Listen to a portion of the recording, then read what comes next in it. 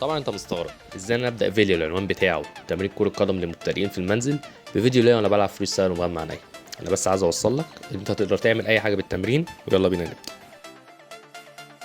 اول تمرين هو البول تابس، وده بيحسن لمستك للكوره عن طريق انك هتلمس الكوره مره برجلك اليمين ومره برجلك الشمال.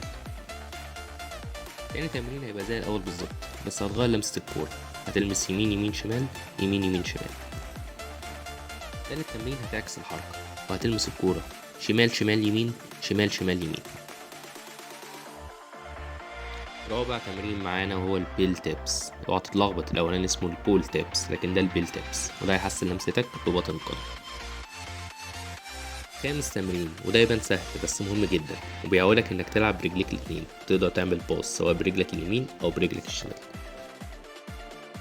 سادس تمرين هتغير، بدل ما كنت بتعمل باص ببطن رجلك هيبقى بوش رجلك، وده هينمي عندك ان انت تقدر تعمل باص او ثرو بوش رجلك. سابع تمرين هو انك تشوط الكورة في الحيطة وتمسكها تاني، وده هينمي عندك البار واحساسك بالكورة وانت بتشوط.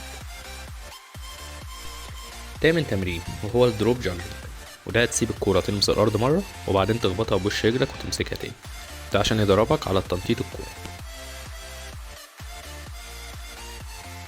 تاسع تمرين وده اصعب شوية من اللي فات، هتلمس الكورة مرة يمين شمال وتمسكها وبعدين شمال يمين وتمسكها.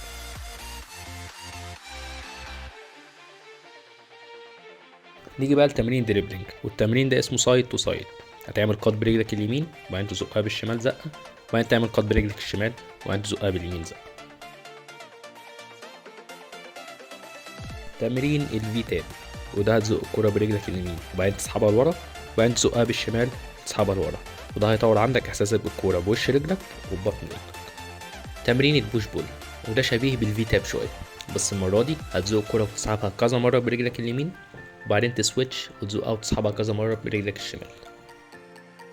التمرين ده يبان سهل قوي، وده يعلمك ازاي تستلم الكرة العالية توقفها بوش رجلك سواء كنت بتلعب برجلك اليمين او برجلك الشمال.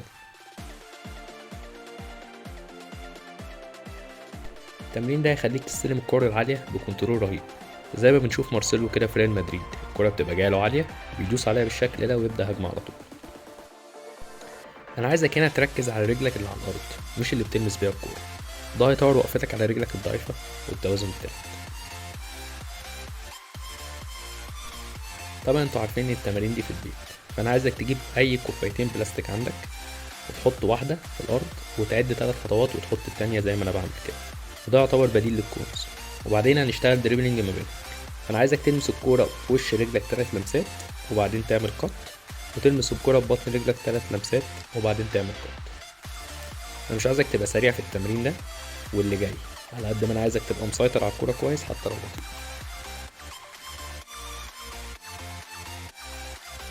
التمرين ده بقى من احلى التمارين اللي هتطور عندك مهارة تغيير اتجاهك بالكورة، وياريت تركز على رجلك الضعيفة في التمرين.